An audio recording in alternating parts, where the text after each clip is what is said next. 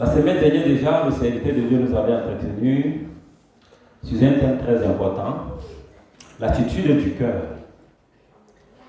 Et pendant cet enseignement, il nous a fait comprendre.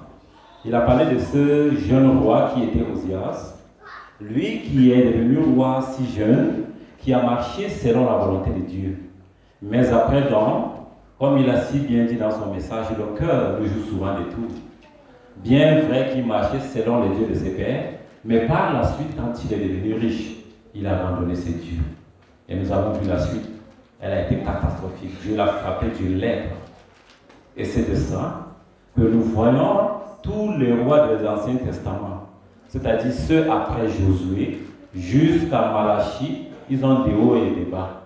Il y a ceux qui entrent dans la royauté. Après quelques semaines après, ils s'est détourné de Dieu. Aujourd'hui encore, par la grâce de Dieu, nous allons nous entretenir sur ce thème. Le dessein de Dieu, lui, dans une vie qui le cherche. Comment est-ce qu'on doit chercher Dieu? Qui est celui qui cherche Dieu? Par sa grâce, nous allons étudier ce grand homme, encore appelé enfant de berceau. Il s'agit de Joseph. Nous parlerons en cette matinée de Joseph. Joseph, comment est-ce qu'il est arrivé? Comment est-ce qu'il a grandi? Quelle a été son histoire et sa fin? Joseph est l'un des personnages bibliques dont l'histoire est la plus incroyable. Il est ce qu'on appelle un miracle vivant. Comment peut être vendu par ses frères à des étrangers, finir en prison, passer d'un statut d'esclave à une haute autorité de l'Égypte? Très merveilleux, bien-aimé. Le moins que l'on puisse dire, c'est que la main de Dieu était avec cet homme, c'est-à-dire Joseph. La main de Dieu était sur lui. La sémence de la parole de Dieu était en Joseph dès son bas âge, raison pour laquelle on le surnomme enfant de berceau. Nous avons Isaac, Joseph et Jacob. Tous ceux-là sont appelés enfants de berceau. Pourquoi? Parce que quand ils sont nés, leur père avait déjà la parole. Leur père marchait déjà avec Dieu. Ils sont nés dans la présence de Dieu. Voici pourquoi on les appelle enfants de berceau.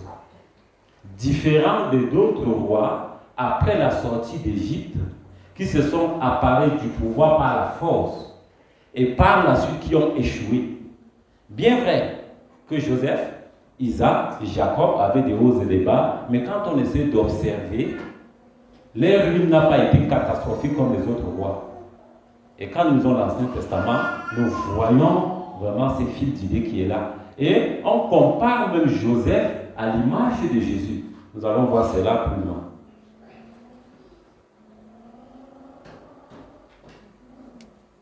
L'histoire de ces personnages est riche en leçons. Dans notre passage de ce jour, nous allons partager 3 points importants. Le premier point, éviter de partager sa vision à tout le monde. Et c'est là où beaucoup d'entre nous tombons souvent. Le second point, rester intègre et ferme au milieu des épreuves. Et nous finissons avec ce troisième point qui dit, ne laissez personne déterminer notre destinée. L'histoire de Joseph, quand nous lisons, cela se retrouve dans le livre de la Genèse, à partir du chapitre 37 jusqu'à 41, de sa naissance, et comment est-ce qu'il a été emporté en Égypte, l'interprétation du rêve, du songe du roi. Nous retrouvons cela dans ces 4 chapitres. Il fait partie d'une famille de 12 enfants, mais la parole déclare qu'il était le préféré de son père Jacob, probablement parce qu'il était le fils de Rachel, sa femme favorite, au détriment de Léa. C'est à l'âge de 17 ans que son père lui offre la tunique de tous les problèmes. La tunique de tous les problèmes qui le mettra en conflit avec ses frères. Dès lors qu'il a eu cette tunique, c'est là où tous les conflits sont nés. Et nous savons dans la culture juive, quand une personne est revêtue d'une tunique, c'est l'héritier, c'est l'aîné. Par contre, Joseph n'était pas l'aîné, mais on l'a revêtu d'une tunique. Voici pourquoi j'ai dit, gardons à l'esprit nous allons voir comment Joseph reflète l'image de Jésus. Il avait déjà cette tunique et cela a engendré des haines. Ses frères ne l'aimaient plus parce que le père l'avait élevé. Par contre, le père l'a simplement élevé pour l'amour de la mère. Cette femme qui l'aimait tellement qui est décédée, laissant 2 petits-enfants, il trouvait dans le réconfort à ces 2 enfants que les aînés n'avaient pas compris. Ne se doutant pas de la haine qu'il avait pour lui, Joseph n'hésita pas de raconter ses rêves. Voici pourquoi de nos jours, quand une personne dit que j'ai rêvé, on lui taxe de Joseph. Tu es Joseph, tu as commencé avec des rêves. Mais Joseph avait eu des rêves qu'il a donc expliqué cela à ses frères. Le premier rêve, nous le connaissons tous. Il s'agissait des gerbes, des blés, qui s'inclinaient devant lui. Déjà que le père l'a élevé, et qui vient raconter l'histoire des gerbes qui s'inclinaient devant, ils ont trouvé que cela était trop. Le petit s'y dérange déjà tellement. Mais il n'avait pas eu d'occasion. Comment éliminer ces petits afin de prendre sa tunique? Dans le premier rêve, Joseph rêva de 11 gerbes, comme nous l'avons dit. Dans le second rêve, de 11 étoiles. Et son père l'a interpellé justement en disant, je sais la suite. Tu vas donc dire que moi et ta mère, nous allons nous prosterner. Et son père a trouvé cela d'un mauvais goût. Il n'était pas tellement d'accord. Cela ne veut pas dire qu'il n'était pas d'accord avec ses rêves, mais il voyait déjà le danger que courait Joseph face à ses frères. Le papa n'était pas contre, mais il regardait le danger que courait Joseph face à ses frères. Le père était informé que Joseph courait de grands dangers. Mais une chose étrange va se passer.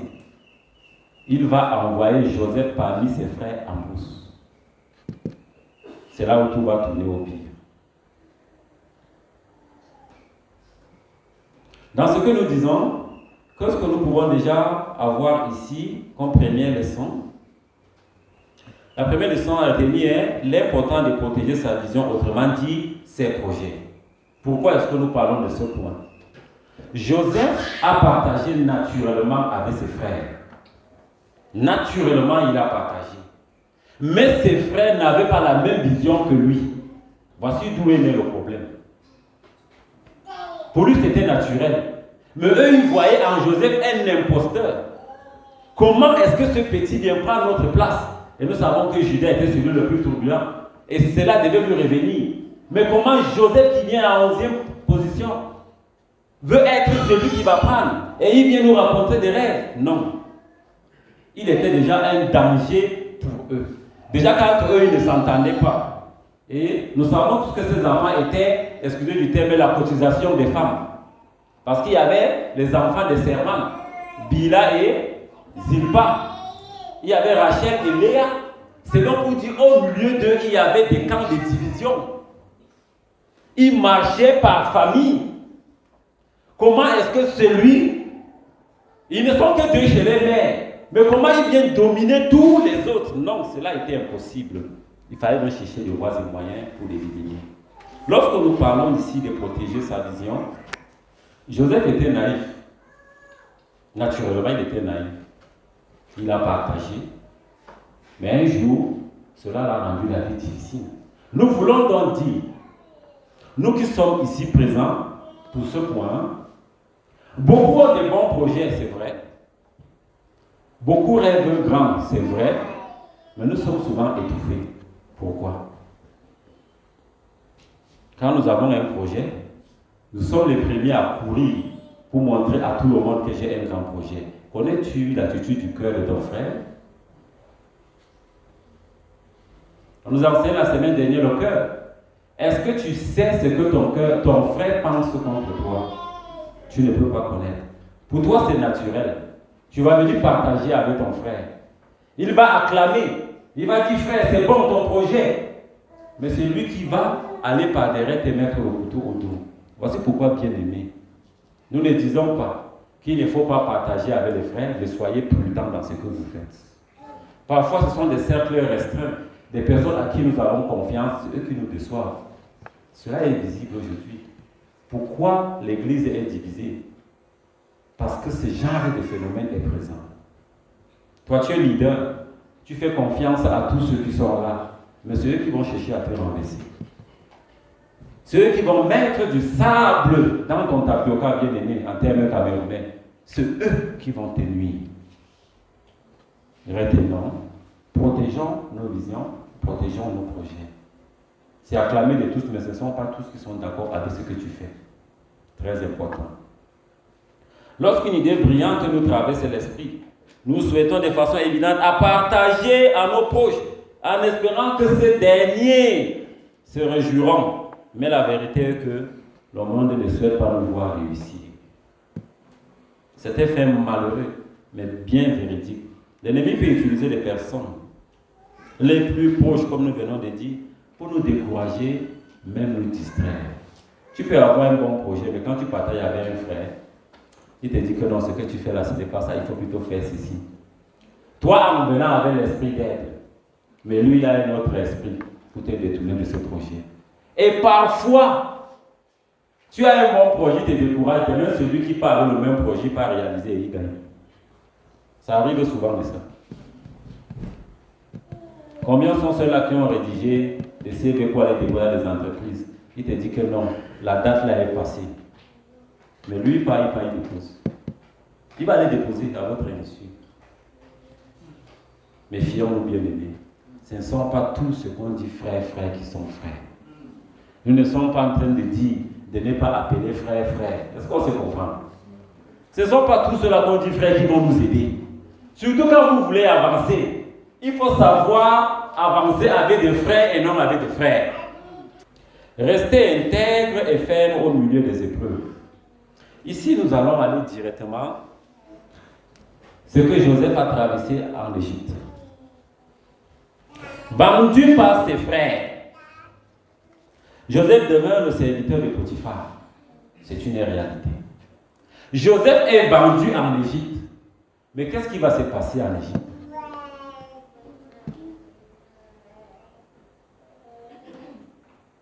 Joseph est une personne qui avait la connaissance de Dieu, le Dieu de ses pères.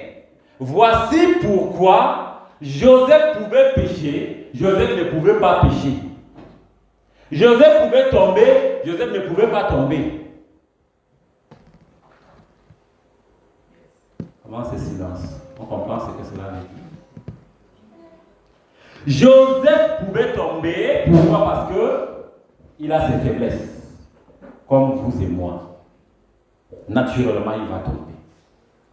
Joseph ne pouvait pas tomber, pourquoi? Parce qu'il avait la connaissance de Dieu des pères. On l'explique encore.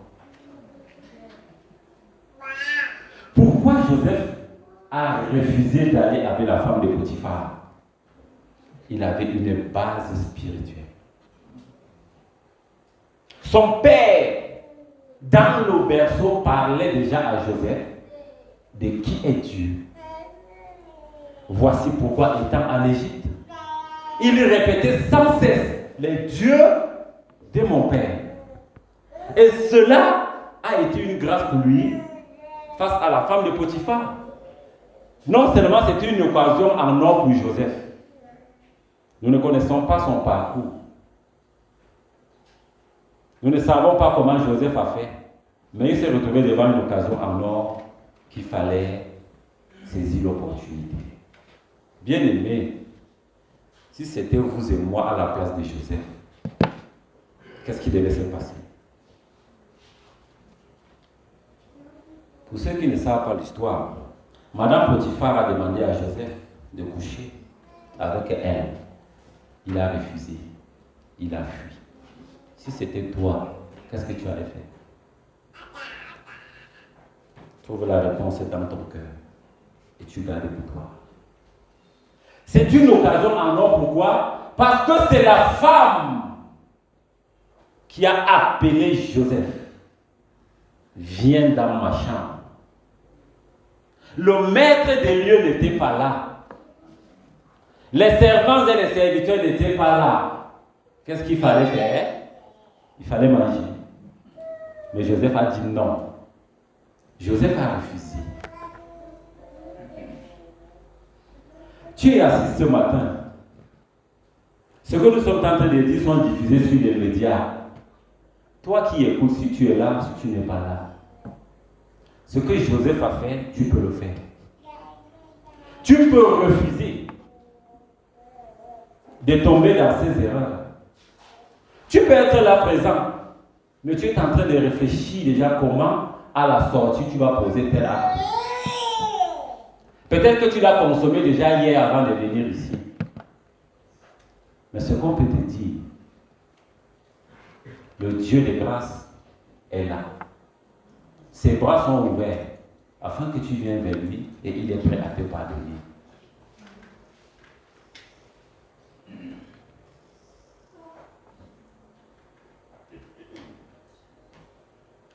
Joseph, après avoir refusé de coucher avec la femme de Potiphar, a marqué un point très important dans sa vie et dans la vie biblique. Joseph est pris parce qu'il a refusé. L'histoire a changé autrement. On l'a jeté en prison. Joseph en prison a eu des connaissances, c'est-à-dire la sagesse égyptienne. Bien aimé, en passant, l'Égypte fut la première puissance mondiale sur une période de 1000 ans. Étant là-bas, il a eu toute la connaissance et la sagesse de l'Égypte. C'est ce qui a fait de Joseph une personne digne, un candidat pour un poste si élevé. Et pourquoi est-ce qu'on a confié à Joseph la direction du pays? Parce qu'il était intègre. C'est son intégrité qui l'a propulsé à ce niveau de dignité. C'est son intégrité qui a fait de Joseph une personne. Beaucoup d'entre nous sommes déjà des télévisions et que d'autres tiennent la télécommande.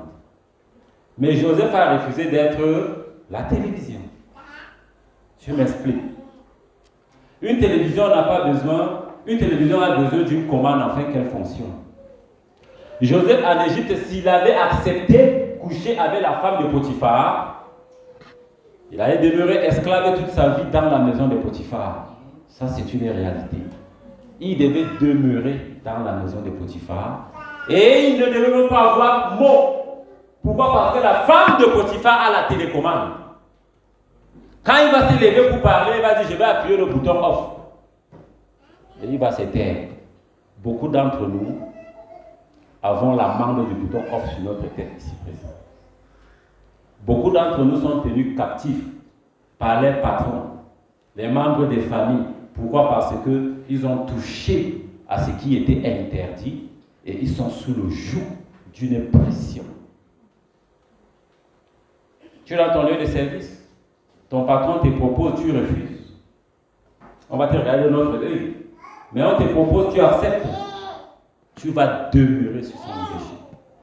Tout ce qu'il va dire, tu seras le demi-oui-oui. Tu vas sauf accepter ce qu'il va dire. Parce que tu as perdu ton intégrité. Nous nous réclamons chrétiens, mais nous avons déjà tout perdu. Nous nous réclamons chrétiens, mais nous sommes déjà salis devant le monde.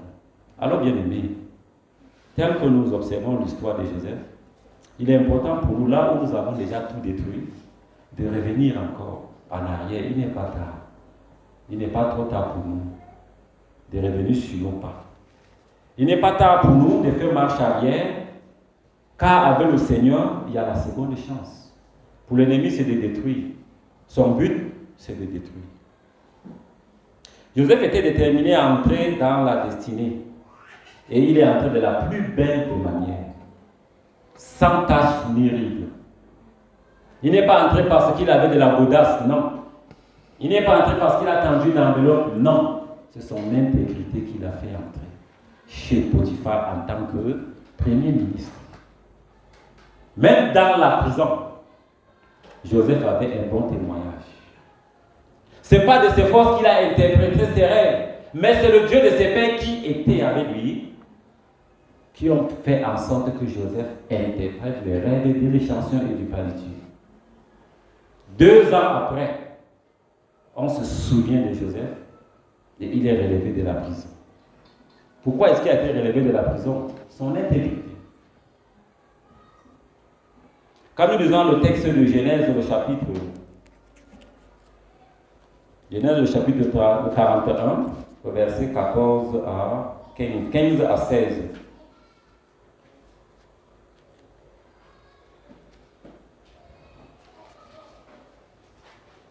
Pharaon dit à Joseph, j'ai eu un songe, personne ne peut l'expliquer, et j'ai appris que tu expliques un songe après l'avoir entendu. Joseph répondit à Pharaon en disant, ce n'est pas moi, c'est Dieu qui donnera une réponse favorable. Bien-aimés, retenons cette partie, elle est très importante. Qu'est-ce qu'il a dit? Ce n'est pas moi, mais c'est Dieu. Voici la force de Joseph. Dans tout ce qu'il faisait, il mettait qu'il y en avait Dieu. Et Joseph est allé défier le Dieu terrestre. Il est allé défier les dieux égyptiens. Parce que Pharaon même est un Dieu. Comment un Dieu ne parvient pas à interpréter ses rêves? Un Dieu est des petits dieux. La Bible dit qu'il a appelé tous ses devins et ses magiciens. Il les a consultés. Les gars ont vu du feu. Ils n'ont rien compris. Mais on appelle un prisonnier de venir interpréter. Et voici les paroles du prisonnier. Ce n'est pas moi, mais c'est Dieu. Pharaon, avec tous ses dieux, se plie devant Joseph. À cette parole, il se plie. Et il laisse Joseph interpréter son rêve. Et le rêve est exact. Bien-aimés, nous avons déjà perdu plein de nos avantages. Nous avons déjà beaucoup perdu. Parfois, nous nous posons la question, je ne sais même plus si Dieu la vie en moi. D'autres disent, quand j'ai pris, je ne sais plus si Dieu m'écoute. Ce n'est plus moi d'avant. Toi de maintenant et toi d'avant, c'était quoi le problème? La différence, c'est quoi? Tout simplement parce que ta relation avec Dieu a pris un coup. Si tu n'es plus toi d'avant, peut-être avant tu n'étais pas arrivé à la dimension de Dieu, et qu'à présent tu es à la dimension de Dieu. Mais tout ce qu'on peut dire ce matin, avoir un cœur pour Dieu. Tout ce que nous pouvons dire ce matin, malgré les épreuves, maintenant le cap sur Dieu. La vie n'est pas facile. La vie nous joue des tours. Comment est-ce qu'on peut s'en sortir? Seuls nous ne pouvons pas. Et nous avons besoin d'une main. Et qui est cette main? C'est la main de Dieu. Joseph en Égypte, comme nous l'avons dit, chez Potiphar, a fait l'école. L'école qu'il a fait chez Potiphar lui a permis de connaître la science égyptienne. Étant premier ministre, il avait déjà eu connaissance de tout le pays. Il connaissait déjà tout le pays. Voici pourquoi pour le confier des tâches, il pouvait le faire aisément, parce qu'il avait déjà une connaissance de tout le pays.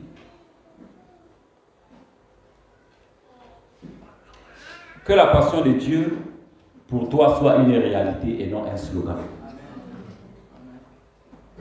Beaucoup aiment dire j'aime Dieu, mais cela sort simplement de l'air. Elle n'est pas applicable dans notre vie. Ne jamais négocier avec le monde comme Joseph l'a fait. Il n'a pas négocié avec la femme de Potiphar, il a pris sa décision. C'est ce qui nous manque aujourd'hui. Nous ne sommes pas fermes dans nos décisions. Nous pouvons dire que non, ceci je ne veux pas faire. Mais après, quand on commence à raisonner, nous sommes obligés de faire. Et nous perdons tous nos droits et nos avantages. Deuxième leçon, ne jamais prendre les raccourcis dans votre vie. Autrement dit, vous resterez prisonnier. Beaucoup ont pris les raccourcis de ça. Un adage dit que le raccourci a tué le rat. Et il est bien vraiment jamais trouvé un rat qui est mort parce qu'il a pris le raccourci. Beaucoup ont pris des raccourcis, que ce soit à l'école, que ce soit à la maison, Même chez Dieu, beaucoup ont pris les raccourcis. Joseph est cette personne qui a brillé par son exemple. Joseph est une personne qui a grandi auprès de son père. Son père a inculqué en lui les valeurs de Dieu. Son père l'a enseigné comment se comporter dans la société. Son père l'a enseigné les difficultés de la vie courante. Voici pourquoi, arrivé chez Potiphar, Joseph ne pouvait pas échouer. Mais nous, aujourd'hui, comment est-ce que nous éduquons nos enfants? Est-ce la parole de Dieu? Est-ce la télévision? Par contre, la Bible dit, instruis l'enfant, selon les voies, il doit suivre. Et quand il sera grand, il ne s'en détournera pas. Qu'est-ce que nous enseignons à nos enfants? Voici un exemple. Joseph, appelé encore enfant des berceaux, son père a inculqué en lui ses valeurs. Mais nous, qu'est-ce que nous enseignons à nos enfants aujourd'hui? Joseph et Jésus sont sur la même ligne. Même quand nous étudions la généalogie, on se rend compte que c'est par là que Jésus a traversé. Jésus fut envoyé par son Père dans ce monde. Il fut frappé, tué, crucifié et il est ressuscité. Joseph, le père, savait que ses frères n'étaient pas fiers de lui. Mais son père Jacob l'a envoyé parmi ses frères qui l'ont lancé au shéol de la terre, dans cette fosse, et puis vendu en Égypte, entré en prison, libéré des prisons pour sauver son peuple. Jésus est ressuscité des morts pour nous sauver de nos péchés. Joseph sort de la prison pour sauver son peuple de la famine. Est-ce qu'il n'y a pas... Est-ce que ça ressemble pas à ces deux personnages-là? C'est 3 étapes que Jésus a traversées. Et Joseph a traversé 3 étapes. Quelle est l'étape que toi tu traverses? Quelles sont tes étapes à toi? Autrement dit, comment est-ce que tu vis ta foi? Ton degré d'intégrité, à combien de pourcentage peux-tu le noter?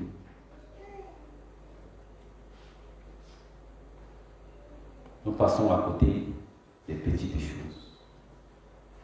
Tout ce que nous pouvons dire, que le Seigneur, lui qui fait grâce, nous fasse grâce. Parce que nous ne pouvons pas de nos propres forces. Celui qui va avancer par ses propres forces, fonce tout droit vers un mur.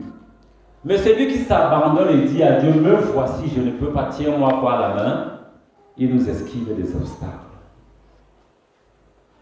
Dieu avait un plan pour Joseph et il a aussi un plan pour chacun d'entre nous ce matin. Pour autant, les projets qu'il a pour nous ne sont pas automatiquement acquis, c'est ce que nous oublions souvent. C'est à nous de faire des choix judicieux, en nous entourant de bonnes personnes. Premièrement, en s'entourant des bonnes personnes. Si nous avons des bonnes personnes autour de nous, elles vont nous impacter. Si nous nous entourons de mauvaises personnes, elles vont aussi nous impacter. C'est une réalité de ça. La bonne personne impacte, la mauvaise personne impacte. À nous de faire le choix. Surtout en protégeant nos projets, en protégeant notre vision, en restant intègre dans tout ce que nous faisons, en nous attachant aux promesses du Seigneur, afin de ne pas passer à côté de notre destinée. Joseph a réussi. Nous le lisons aujourd'hui, nous le prenons comme exemple, c'est parce qu'il a réussi. Et toi, ta postérité, qu'est-ce que tu vas les laisser? Tes échecs ou ta réussite? Qu'est-ce que tu vas enseigner à ta postérité? C'est ce que le Seigneur nous interpelle en cette matinée. Réfléchis. L'intégrité doit être ton partage. Réfléchis. tout ce que tu dois faire soit pour la gloire de Dieu. Réfléchis. Tout ce que le monde peut te tendre, ce n'est pas tout qui est bon pour ta vie. Amen. Que le Seigneur vous bénisse. Amen.